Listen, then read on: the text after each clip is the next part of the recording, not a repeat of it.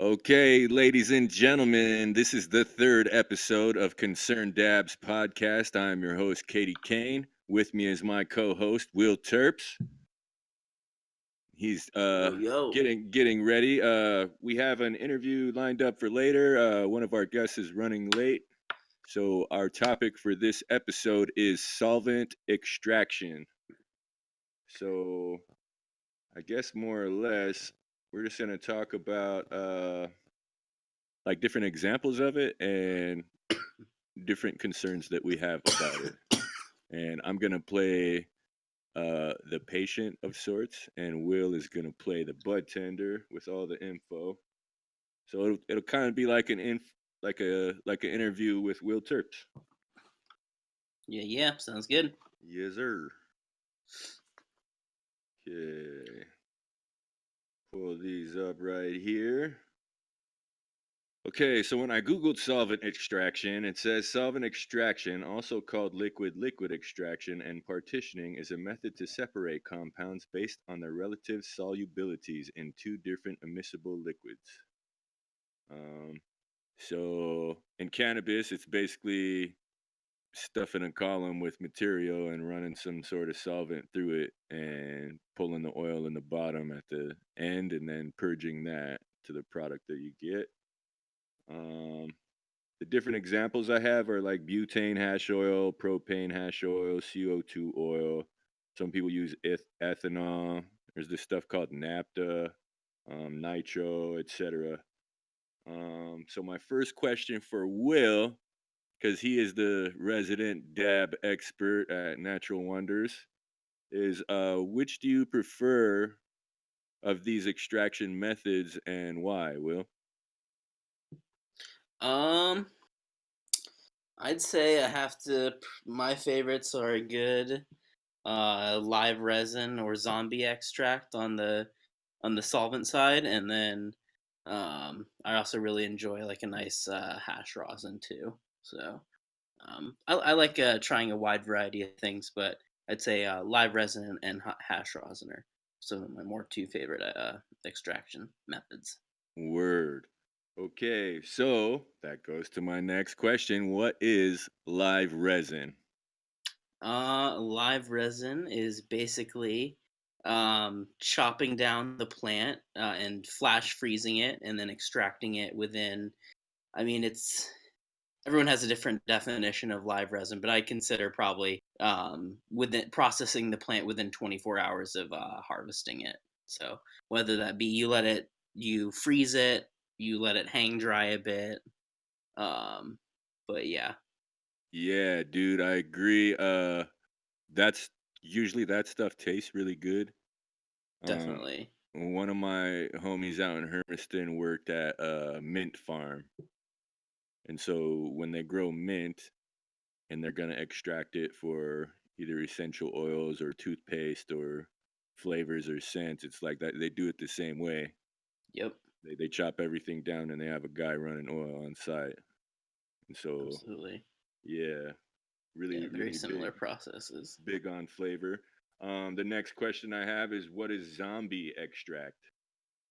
So zombie extract is the play on words there is half dead, half alive. So you have a mixture of fresh frozen material, which would be the live, and then a mixture of slow cured or dried material.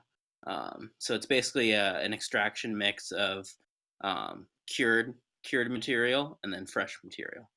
Word, dude. I remember Echo Electuary had this Ghost Train Haze zombie extract that was on the shelf there for a while, and that shit looked like crack rocks, bro, but it was fire. Yeah, yeah, it's pretty crazy. And um, I talked to Echo a bit about their zombie process, and basically they started doing it because they realized that it would give them they'd be pulling different cannabinoids in different percentages, and also got different terpene numbers too, and different um, percentages of certain terpenes. So they kind of just started playing with like ratios of what they, more dried material, less fresh, more fresh material, less dried. that type of stuff, and we're getting results all over the board. So it's always interesting to have a side by side and see, when they have a live resin of something and then a zombie extract. So I think they had last time or last year they had a slog live resin and then a slog zombie, and same strain from the same batch, I think, but very different results. Whether they processed it with cured material or just fresh. That's tight, dude. I like those guys' work whenever I travel anywhere and people are like, what should I look for in Oregon? If you do dabs, look for Echo. Definitely, yeah. Yeah. They do an Um, exceptional job with uh, all the consistencies that they offer. yeah. Okay. And then they partner with other farms too, don't they? Like there's Hmm. collaborations between them and other rec farms. Yeah, Benson Elvis has been a huge one. That's been consistently one of the farms that you'll see, at least one collaboration with in each of their drops. Yeah, Um, dude. His but shit's they fire. also partner with a bunch of other farms around Oregon too, and I know they have an extensive waiting list in terms of people who have hit them up who want their material processed. Um, but yeah, super awesome that they have so many farms that want to work with them because they process a wide variety of strains that people wouldn't normally get to try. No doubt. Okay, so my next question, Will, is what is distillate? Distillate. So distillate is basically a solvent-free extract, as they call it. Difference between solventless, which is like ice water extract, and then solvent-free, which is distillate, and what I consider CO2. And distillate is basically a steam distillation process that removes all the terpenes, all the you know the not the compounds, but the terpenes, so like the flavor and taste, and And then most of the other cannabinoids too, right? Except yeah, THC. it removes mainly most of the other cannabinoids, leaving just THC mainly. In it, super potent, and then it also supposedly removes all the solvent and pesticides, although that's debatable. Um, Yeah. I don't know about that one. But yeah, so basically a um, high THC, very pure extract, but it's made and processed from crude, so um, Yeah. The dark super slabs. crappy. Yeah, dark slabs. Not really pretty crappy oil quality, and most of that comes from, not all, I will say, but most of it comes from failed harvests or some problem with the grow that the only option was to go that route. So would you say that most distillate ends up in vape pens or cartridges, more or Yeah, less? nowadays, a lot of the distillates ending up in vape pens for sure. There's very little um, like like dabbable distillate, if you will. I Yeah. remember Dirty Arm tried that for a bit with the rose gold, and I think he did all of 2 drops. And he gets a lot of support behind his products because he makes really high quality edibles and live resin. Yeah. But that one, um, I just don't think people were feeling the distillate aspect of it. So Nah, because they shop with him for the terps, man. yeah, You know what I so mean? It's like it's cool that you can make this, but this isn't what we like from you, so we do something else. So one of the concerns that I have about that too is when you're shopping for these things, if you're getting cartridges for the convenience of it, whether you're traveling or at work, ask the bud tender where the terpenes came from for the flavoring in the cartridge. Um, if he doesn't say that they came from the cannabis that was extracted,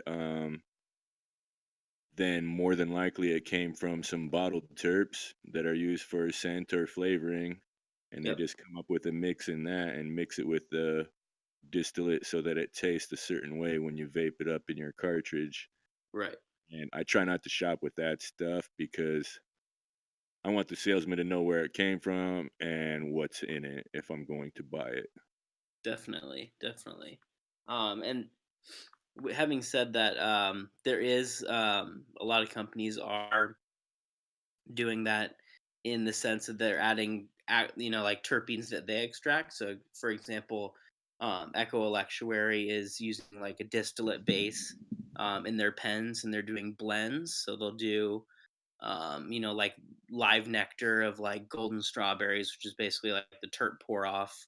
Um, on the top of the extraction, and blend that with the distillate to give it flavor. But those are cannabis derived terpenes, and extracted from strain specific material. So it's definitely Yeah, definitely a lot different than trying to replicate strain profiles and terpene profiles through bottled terpenes, that you can get on like online or something like that. no doubt. Yeah, because man, on IG, there used to be so many ads that would slide down my feed for that. And it was companies that were just selling flavor profiles with bottled terps, Yeah, and there were a lot of companies when it was still medical in Oregon that had transplanted from California, and that was their whole game. And a lot of them didn't last that long. So I try to shop smart and stay concerned about my dabs, Will. definitely. Okay. Mitch, it seems like we might have a question from YouTube there. I Yeah, I think think so. it says, "Would you choose live resin extract or distillate, and why?" I guess I'll answer that first. Yeah, I Will. would personally choose zombie extract, just because I like the the wide array of terpene profiles you get from those extractions, and they also tend to be kind of mellowed out or lower in terpene percentages. Some of these live resins, especially from Echo Electuary, can really get up there in like the 20% range, even like 30% I've seen, and that those are super flavorful. Don't get me wrong, but when you're getting in that high of terpene concentrations, it's definitely a little bit harsh on the throat. It kind of Yeah. expands. So I tend to like the more balanced terpene percentages. They don't irritate my throat as much. So zombie extract would be my choice. No doubt. I would say the same thing. I remember Dirty Arm had some really dope live resin that I would always just grab because I like the packaging. It was hella Hmm. expensive, but Yep. it's like, dude, this is fire. So if homies want to do dabs, I'd rather pull this out. But that dude, yeah, that zombie ghost train haze. Like nobody had ever really seen that whenever I pull that out in Seattle or anywhere else. They'd be like, fuck. And I'm like, Yeah. yeah, dude. Yeah, it's that Yeah. zombie. That stuff You is guys ain't incredible. doing that up here, man. Um, what do you feel will are some of the benefits of solvent extraction? Like from the patient point of view, I guess, and a business point of view. Patient point of view, people who have higher tolerances, who need to get quick and potent pain relief. Um, that is definitely, one of the benefits, biggest benefits I'd say to extracts, just how quickly they hit and how potent they are, so when you have that high pain threshold, you can get the potency you need. And then also just the vaporization too. You always have people, since there's not full studies on cannabis yet, but vaporizing is always a little bit easier on the lungs than combusting. So yeah, concentrates and dabbing is great in that sense. And then from a business point, solvent extracts. Um, it's you get, depending on the strain and what kind of material you're extracting, you can expect normally like pretty good yields. You get a lot of flavor. If you have your tech down, you can pretty much purge out all the solvents used every time. uh, so from a business point of view, it's as long as you're um, able to process volume, um, but with quality, uh, have it be a quality product, then um, you know, you're gonna do well. Just looking at like White Label and Echo Electuaries, like some of their like lower, like more budget stuff, if you will. Um, and that stuff still has a bunch of flavor too, and it's like 15-20 bucks out the door. So Yeah, I follow those guys on IG too, White Label Extracts, and I think they've gone through different team members, but yeah, definitely, I am that shopper when I'm a patient. Like I'm trying to get a gram of dabs for less than 50 bucks, you know what I mean? So when I see yeah, something for 2025, I'm like, "Shit, you tried this?" And we'll be like, "Hell yeah, it's fire." definitely, Because then you can definitely. get two for the same Always enjoy price. those. I'm not too snobby with my dabs, and I don't really dab that often, ladies and gentlemen. I got to be honest. I'm a flower guy. When I'm with homies like Will or McQuina from Natural Wonders, I'll do dabs with them. Because when in Rome, do as the Romans do.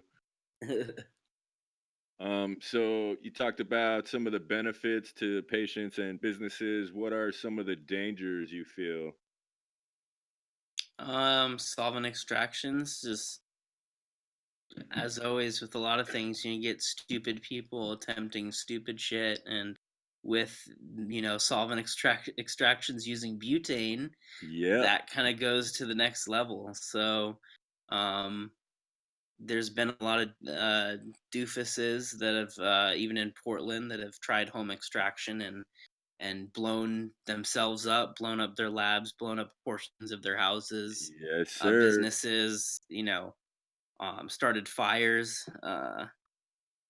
So, I remember I remember seeing a guy at a car maintenance place and like all of his eyebrows were gone and everything. He just looked burnt, but he had the goggles at least on. Oh wait, so maybe his eyebrows weren't. It wasn't sunburn. I was like, dude, he must have had an accident. But yeah, whenever it was in the news, you'd see that an apartment blew up or a house blew up, a garage, whatever. And whether someone died or not, if it didn't say it was a meth lab, then they were running oil. really. Looks like Um, we have another YouTube question. This one take us to another topic, but is how yeah, does it's all one good. apply for a medical marijuana permit? So I don't know if that's as a patient or a grower, but Yeah, as a patient, depending on the state, the process is more or less you have a qualifying condition that you've been to the doctor to, or you've been to the doctor for, and so you have a history of this condition. So, say you have a bad back, or you got in a car wreck and your neck is still messed up. I've seen guys with sciatica pain even from having their wallet in their back pocket. As long as they've been to the doctor for 3 or 4 visits, you get the medical records for those visits, and then you bring them to the medical marijuana doctor. He talks to you for an hour or less, looks at your records, sees that you have a history of this condition, and is qualified to give you a recommendation for medical marijuana. So usually for that visit with that doctor is like maybe 100, 200 bucks, and then to send the paperwork into the state is usually 100 or 200 bucks, depending on which state you're in. Would you elaborate on that a little bit more, Will, if you can? yeah. I mean, you covered a lot of the basics there, but yeah, I imagine it's slightly different depending on the state you're in. But the bottom line is, yeah, just having a notation of or history of at least documented somehow of chronic condition that gives you pain, or something that falls under the qualifying condition list for the state that you're in. And then just basically following the guidelines, and more than likely sending those doctor notes into the state for approval, and then they'll send you a card back. That's how it Yeah, most often works. and then in most states too, you can assign someone as your caregiver and someone as your grower too. So there's two other people that can receive a medical marijuana card to cultivate for you and to purchase medicine for you if you can't make it to the store or you're incapacitated and bedridden or something like that. You can assign your wife or your caregiver. You can make it whoever you want. So I feel like that was always a cool thing too, because if you have a girlfriend or a wife and you have it in the car and she doesn't know it's there and she gets pulled over, she's good. You know, she's not going to get a ticket because she's your caregiver and that was just in the car, so she's legal to possess it. Totally. So we got another question. Would you recommend dabs or flour for medical use? And maybe use both for different things. And also, do you prefer solvent dabs for medical use? I'll refer those questions to Will. Um, Yeah. As far as recommending dabs or flour, I'd say it's more just personal preference if you've tried both. Um, you know, I imagine you might like one or the other a little better, and if not both are great to use interchangeably. I like to use, if I have both flour and extracts, I like to use, go between them so I don't get my tolerance too high by just taking a bunch of dabs. But I'd say for that it's just personal preference. I will say that a lot flour is going to give you a more like full spectrum high. It's got more just a wider array of terpenes and cannabinoids than extracts. It's kind of monotone.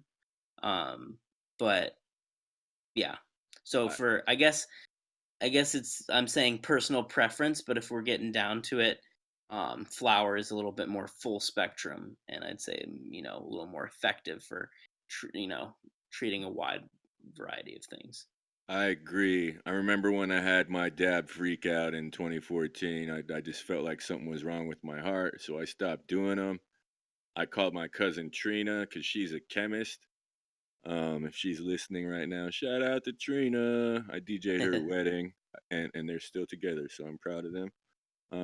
But when I called her, I was just like, "Hey, my heart hurts. I don't know why. It feels weird. I think it might be the oil." And she said, "Well, I would be worried about whatever medicine is in your flowers.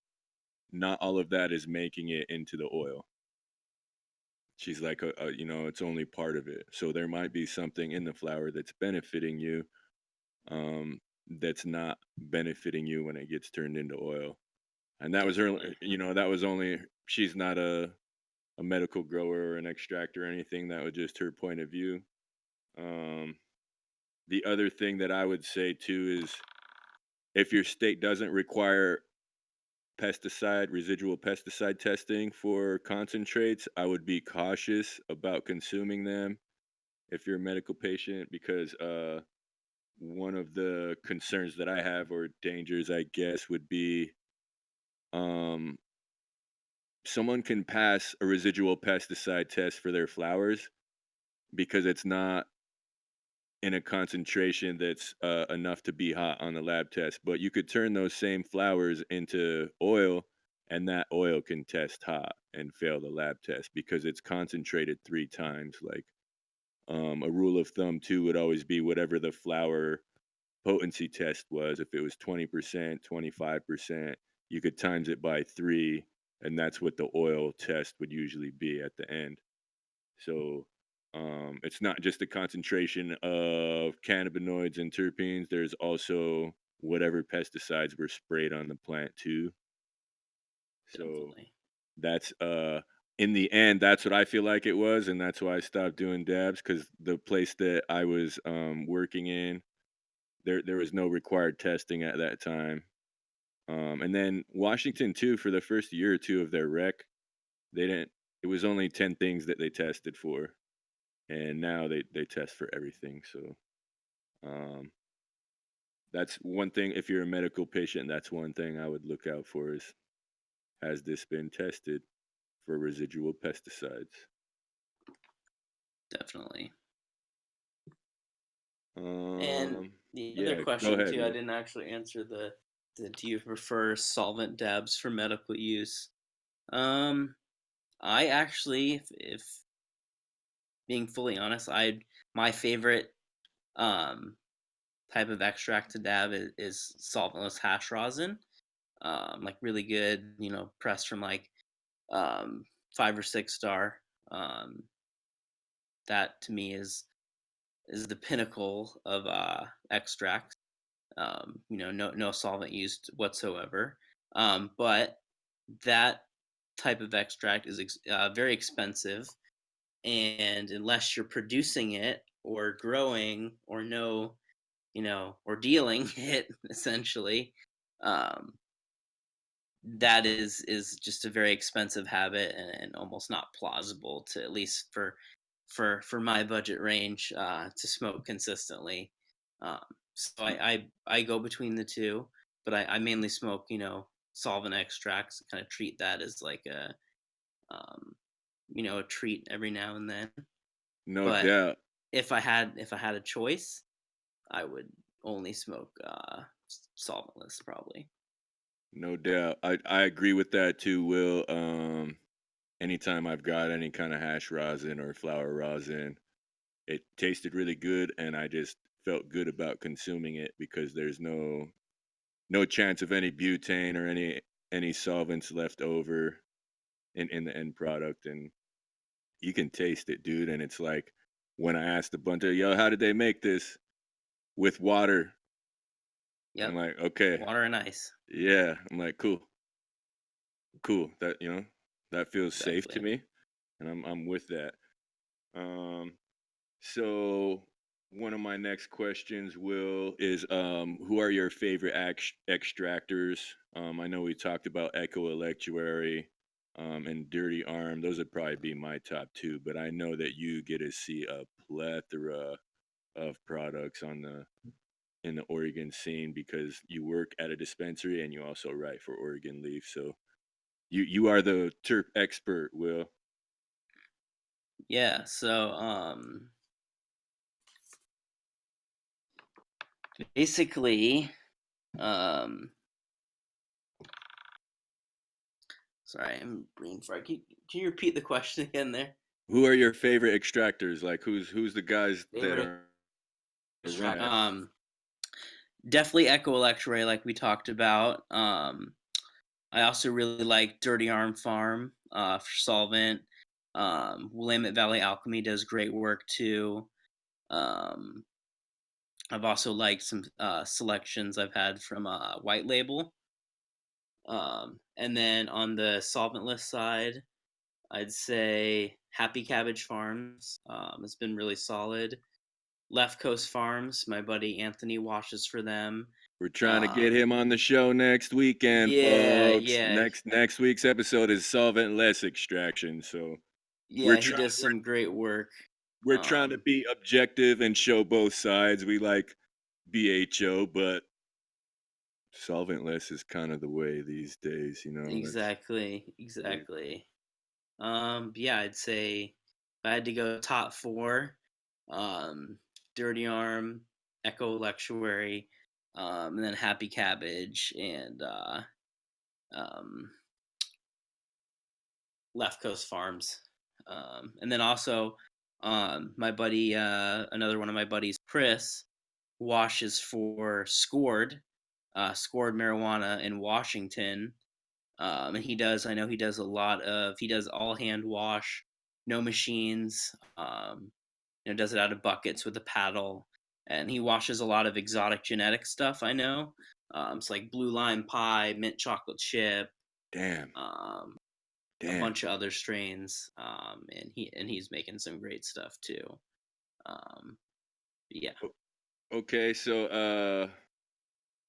we what are some of the dangers? I think we touched on that a little bit. What are some of the dangers that you feel, Will? That was kind of more or less my answer, but what are some of the dangers that you feel? What are some concerns you have about extraction in the solvent Uh, manner?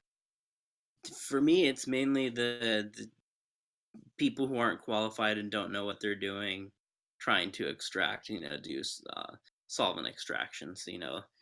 The dippos trying to open blast in their homes, that type of stuff. That's when it really becomes a danger. Excuse me, in my eyes. As far as ingesting butane, a lot of companies nowadays are able to get the ppms, residual ppms, to at or around zero. Um, and then, um, but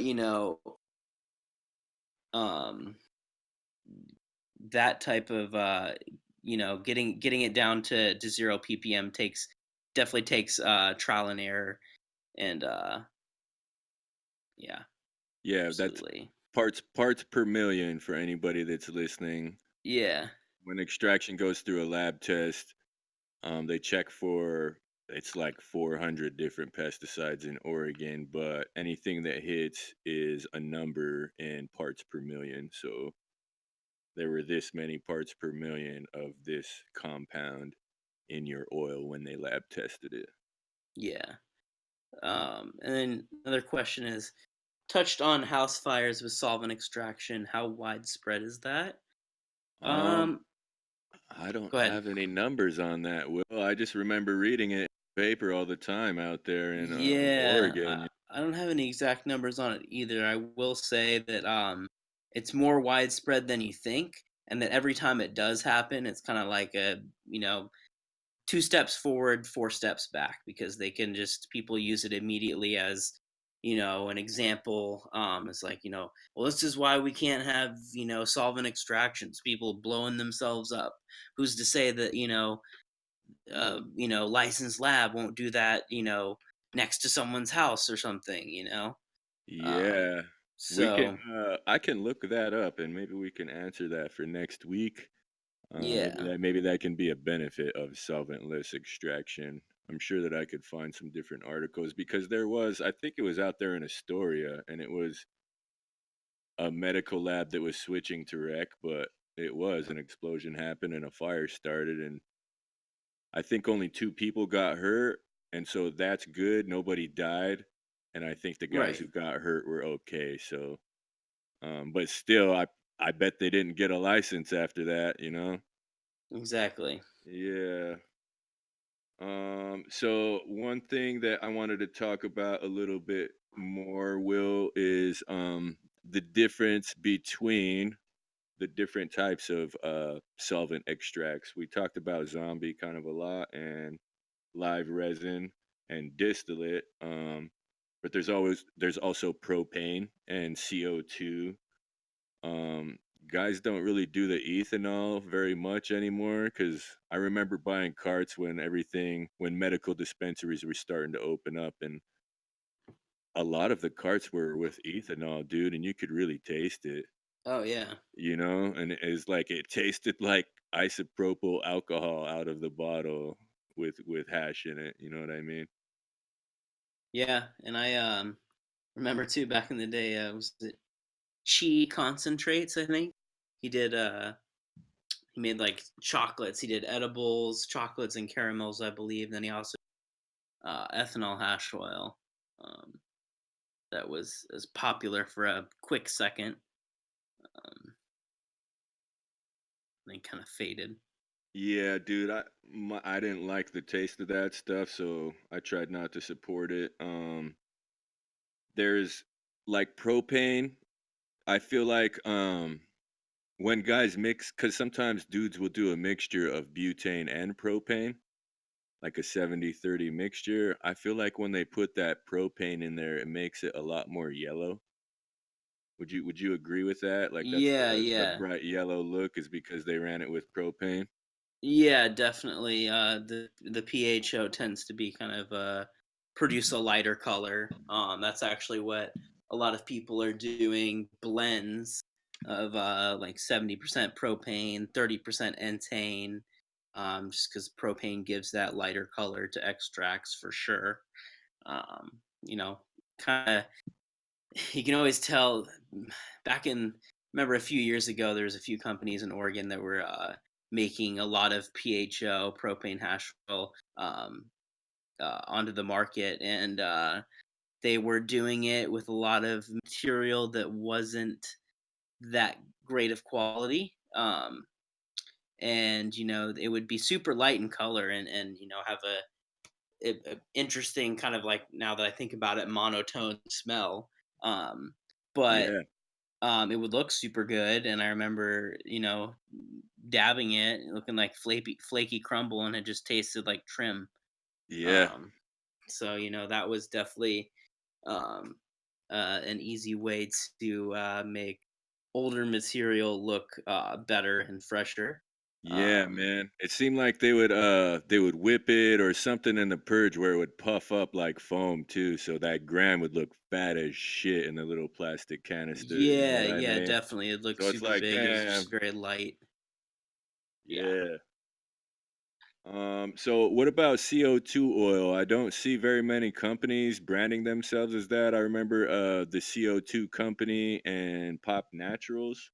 Is that kind of going away? Are people kind of moving more towards distillate and live resin cartridges? Yeah, people definitely are. I Like, think that's would you where say the from a sales point of view, because you're behind the counter all the time, do you people just don't yeah. want CO2 oil anymore?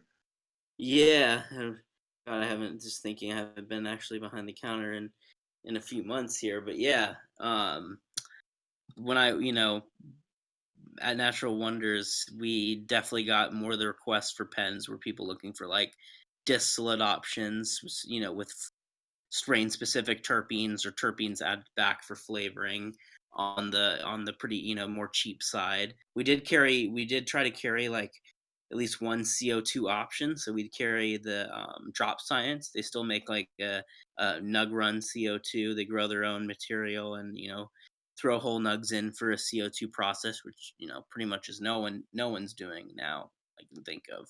um Yeah, but they make a great product. And it's all CO2, and their branding with that product is that it's more full spectrum, which it is. there's yeah. there's a lot more variety of cannabinoids Yeah, it's usually present. darker too, right? And everything's Yeah, not cooked off and light like it is in distillate. Like there's still stuff in there that yeah, definitely. And it tends to not be as light colored and look as pretty as like the distillate pens. And that in a sense makes it harder to sell, because it's you got to convince people that um you know the it's lower more of a THC full spectrum percentage. high, and then that's Well, might be what. this THC isn't as high as that THC, Will. Why are you trying to sell Yeah, me this? yeah, exactly. People just always wanting the highest THC of anything available. um but so it definitely takes a bit of legwork to try and convince people that the full spectrum and CO2 pens might be what they need, depending on what they're in for. No doubt, no doubt. So another question that we had was is the what's the ppm threshold, like what's allowed in Oregon? Is it like 10,000 ppm? I am not sure on the exact number of what it needs to be under. I should know, but Because I should too. I'm pretty sure the mold test was 10,000 colony forming units. yeah, So yeah. if you were Usually the above that, it's like, yo, this is fucking moldy. If you're less yeah, than that, it's like, that's allowed. It's Oregon. yeah. I should pay But more attention, but Metric does a lot of the legwork and just seem, that it'll have a big X on it if anything's over a certain amount that's y- legally allowed. But yeah, it's lower than food than any than the USDA has set for food. So um I don't even The think that tomato the they tomato don't even run that test on food. What? Yeah, they don't even. So the tomato that you go pick up at the supermarket for sure has 10 times more pesticides than Oregon cannabis or any Oregon product that makes it to shelves for that matter. Dude, Um, man, once we get some sponsors, we should run a test like that. And just on tomatoes, go and buy some from the store, send them to the yeah, cannabis lab and say, hey, can you guys run a test on these to see what pesticides are in there? And I bet you exactly. in Oregon, they'd be like, fuck, this fails on fucking 10 Exactly. different things, you know? Yeah, so I'm not sure about the ppm threshold, but I know that Oregon has a really extensive list of pesticides that they test for.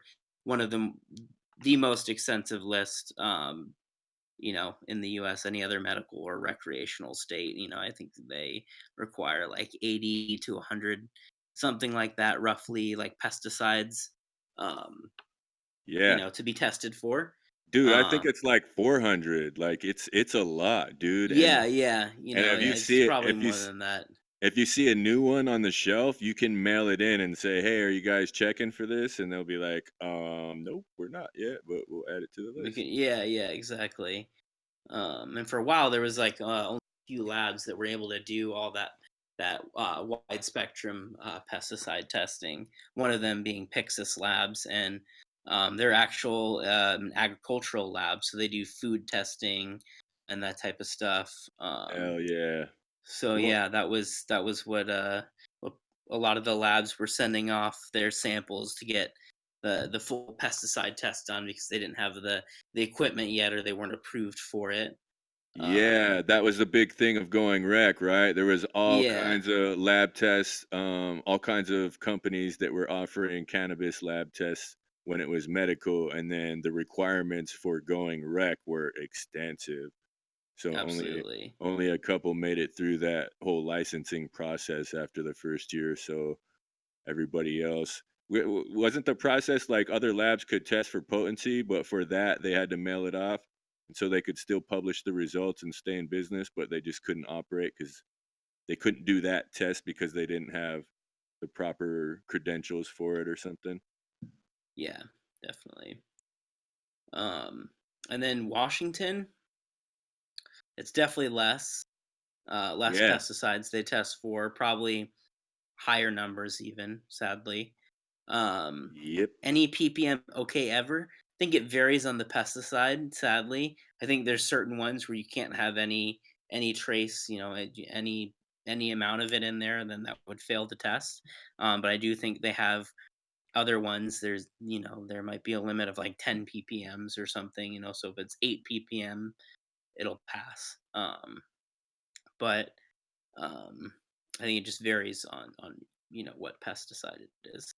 Yeah, and then the threshold is usually the same on flour and concentrate, right? So relative to the sample, if this is what you're consuming, then this is we're testing for this on both, you know?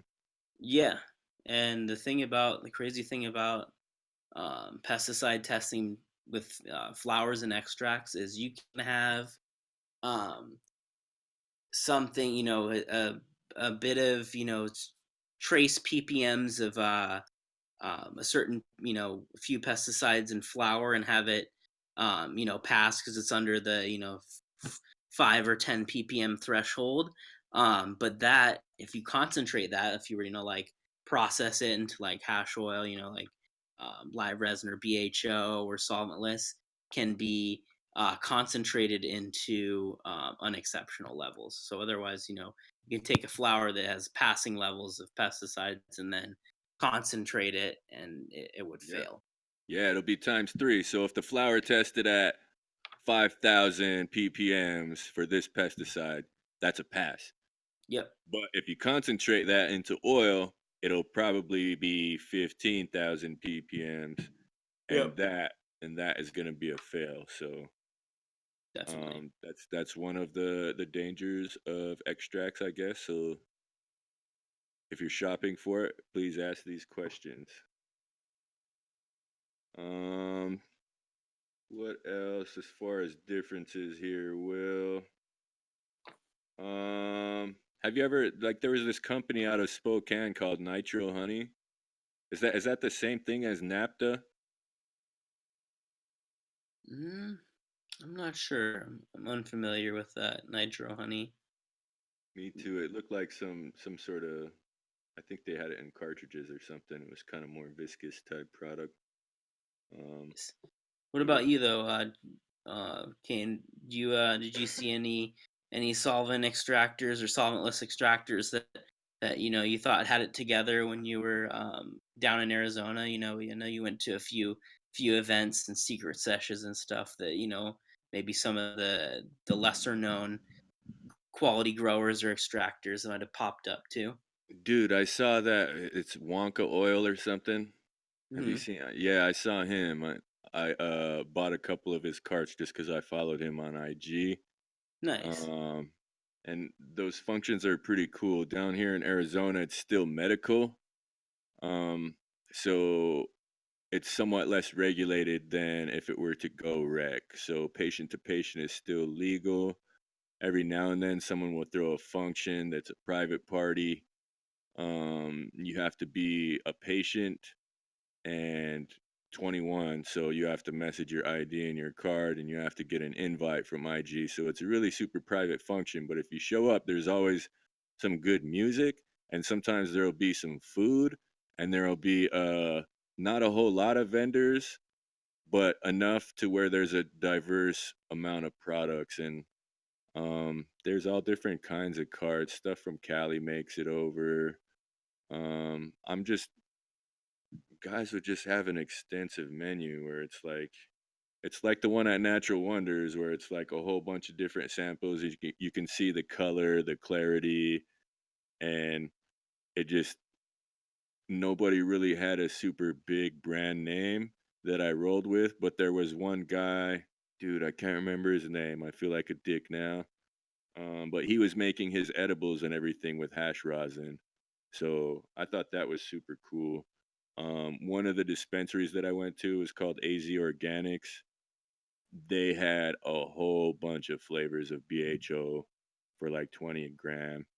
And it was like, with the tax, it was only 25. So I had a homie out in Glendale named Jason. Shout out to Jason. He's actually up there in Portland now. Will, when you guys open up, I'm going to send him your way. Cool. Um, when I'd go to his house, he always wanted to do dabs, so we would go to AZ Organics, and I was like, "Shit, I'll grab one. They're only $25, dude." And it Nice. was good, man. It was some kind of tangy, like Tangyland or something, and even though it was shatter, you could still taste it. It was Yeah. pretty good. Yeah, I Uh, remember back in the medical days, this was only a product that was um, around for a few months or maybe just a few weeks. But it was this guy. He still, I believe, he still makes still washing hash, but he's name goes by the name of or he went by the name of Taste of Cascadia, and he'd basically make a like granola energy bar type thing, like a kind bar, meant for like taking out on the go, like if you're hiking or something. That was made with Dope. solventless bubble hash, and it was around 200 milligrams. Damn. Yeah, and this was like five years ago, or so 4 or 5 years ago. So talk about being ahead of the game. Um, Yeah. offering just not only like um you know a, a an edible with super high quality bubble hash in it, but a healthy one. It's what a lot of Yeah. it's what I feel like is lacking with a lot of the edibles today. It's always fun to have like a super delicious cookie or brownie or cake, soda or something that you gets you blasted. But there's a lot of patients that can't ingest a lot of sugar and aren't necessarily looking for to have to eat something super sweet or chock full of sugar just to get a high. So that's where capsules come into play as a huge advantage. And I always applaud people making, trying to, make healthier style edibles or more savory edibles. Dude, yeah, I worked for a guy. He was called it was like somebody's extract company. That was the name of it. But that's what I did for him is I made those little CO2 capsules. You had the little syringe thing. He'd have it heating up on a beaker with the magnet spinning, so the mixture was viscous enough, and you'd Yep. wick it up in the syringe from the glass jar, and then put it in each capsule. And he had like this cool machine that you could fit like 24 capsules in. So you'd put the bottom of it in, fill them all up, and then the lid you could put the tops in and just smash it together. It was Yeah. pretty cool. But I was just asking him, like, dude, like, I've worked in a lot of retail spots and I've never really sold those capsules to anybody, dude. You know what I mean? I tried and Yeah. people are just like, I don't want that. But he said, dude, certain old people, like, that's like the elderly baby boomer age. He said that's what they want. They're just used to taking a pill. And he's like, it's a 10 milligram dose. You know what I Yep. mean? Like, and so it was, coconut oil is what he would cut it with, so whatever the lab test said was, according to milligrams, he would whittle it down with coconut oil, so the volume was 10 milligrams of THC per capsule, and Nice. yeah, it was CO2 oil, so I feel like CO2 is a little bit safer than butane to eat or smoke, you know? Yep. But I'm not a scientist, and there have not been any studies done yet, so hopefully, federal legalization will help that happen. Um, Absolutely. so what else do we have here? Diabetic friendly edibles. Yeah, Will was talking about that. Tinctures. I guess that would count as a solvent extraction, right, Will? Yeah. Yeah. Depending on what they use, what they're. Somewhat like ethanol, because dudes will just soak some weed in some corn liquor for a month or two, and then there's the tincture. You know what I mean? Yep. Yep. And I guess a benefit for that would be some patients have degenerative nerve diseases, and a lot of that stuff, even edibles, like won't make it there until way later to where it needs to be in the medicine, in their nerves in their brain. So if they consume it right there on their tongue, it enters the bloodstream right there and can help them with that condition a lot more, is what I've read. Definitely. Um, We don't have a do we have a guest coming on at 8:45, or do we hear back yeah, from him? we did not. I think that we might just have to go until 9, Will, and call it an episode. We haven't heard back from him yet, so I think we'll be No okay. stress. Yeah, Yeah. I'm happy with your commentary, dude. You really are knowledgeable on all of this stuff.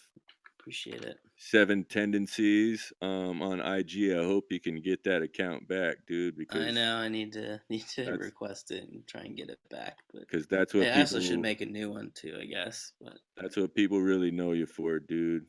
You know, like definitely. that's how we came up with the name for the podcast. Is like Will would post himself doing a dab. Here's some concerned dabs that I took after work. I'm like, yeah, we gotta call that the podcast, man. That's the one. I gotta see more posts like that on IG, bro. Definitely.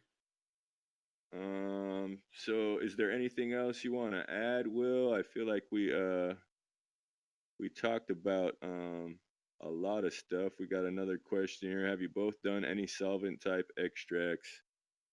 As far as producing, was that the question? I've I nah. have not.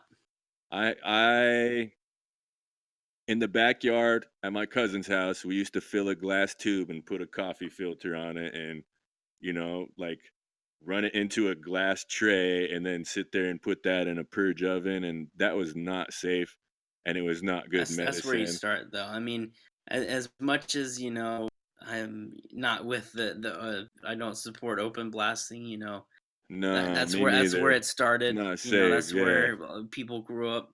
Definitely the first half ounce or more of oil I smoked was for sure open blasted. Yeah. Um, but yeah, at least if you're open blasting, there's a way to do it safely to reduce the risk for hazard. I'm not Yeah. saying eliminate it, but Yeah, I only um, did that a couple of times, and then I really felt scared. I'm like, this ain't yeah, safe, man. Some asshole could come by smoking a cig and we're all lit up on fire, you know what I mean? Yeah.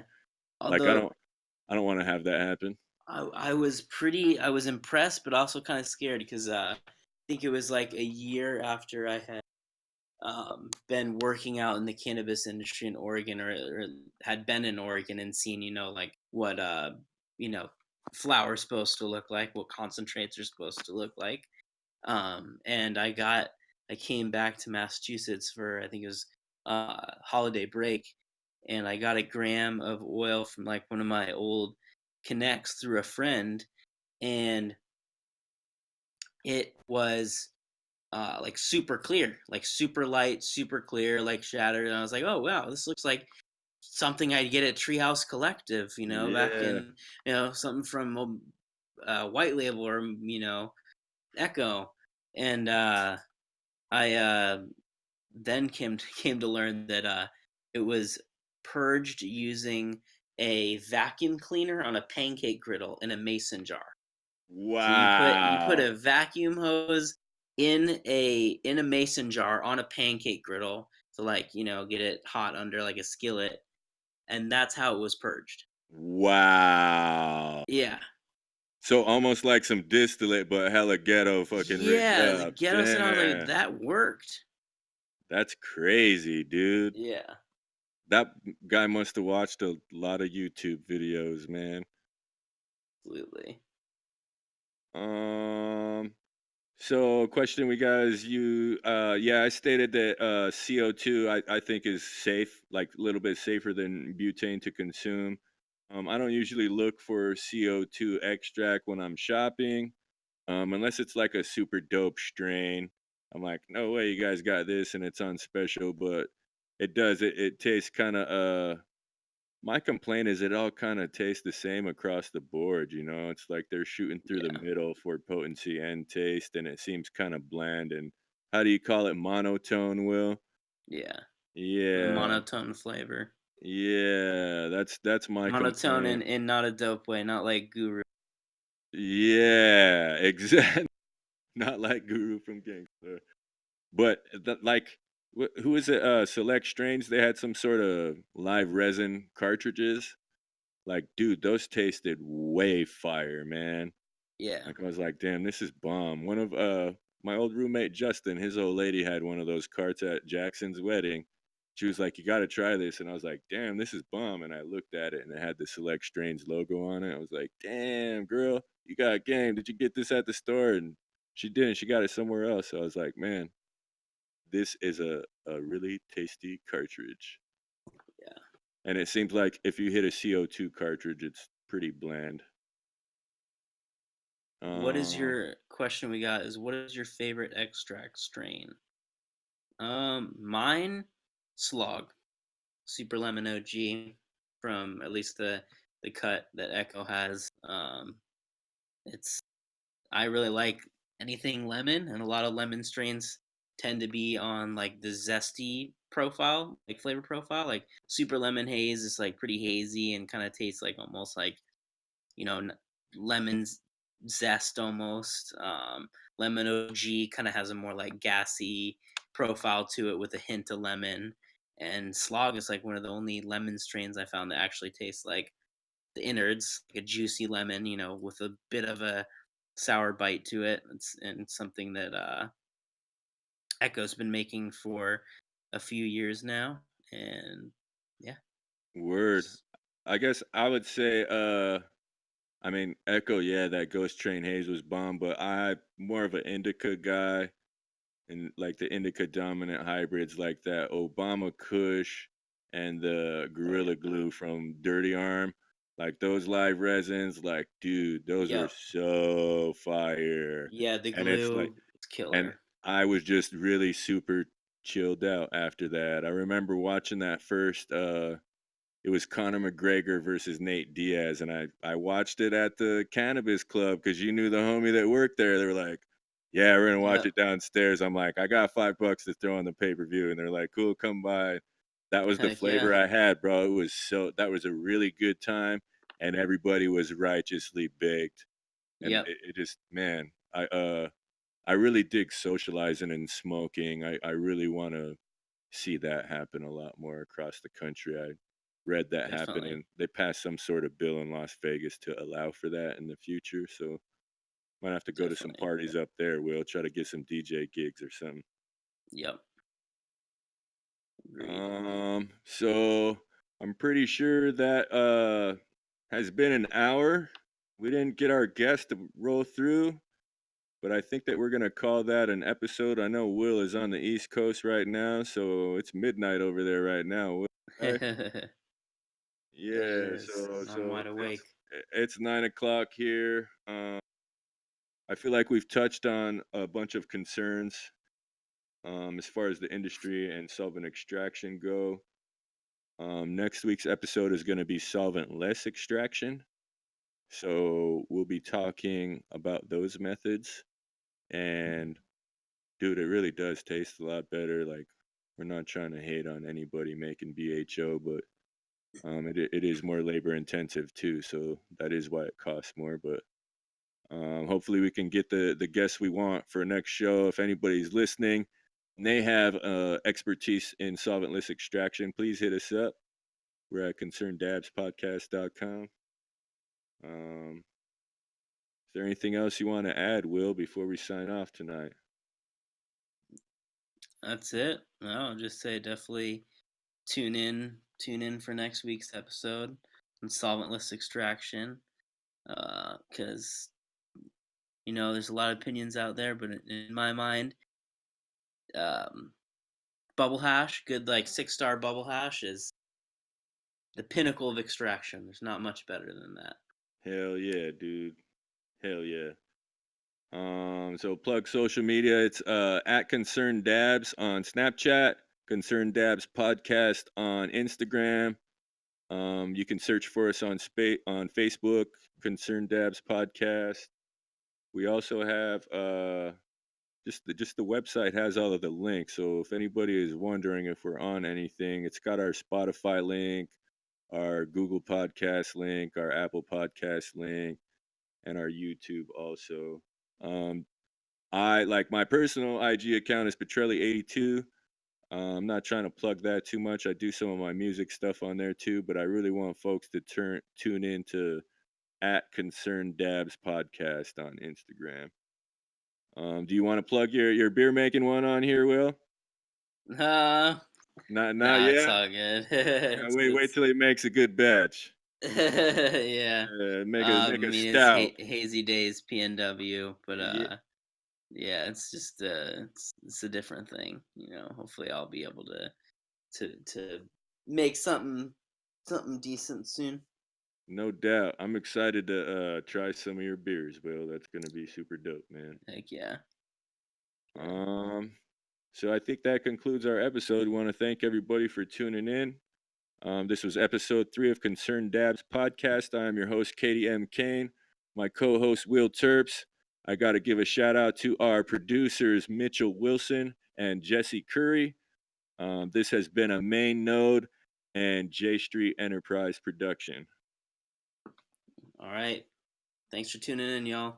Peace out.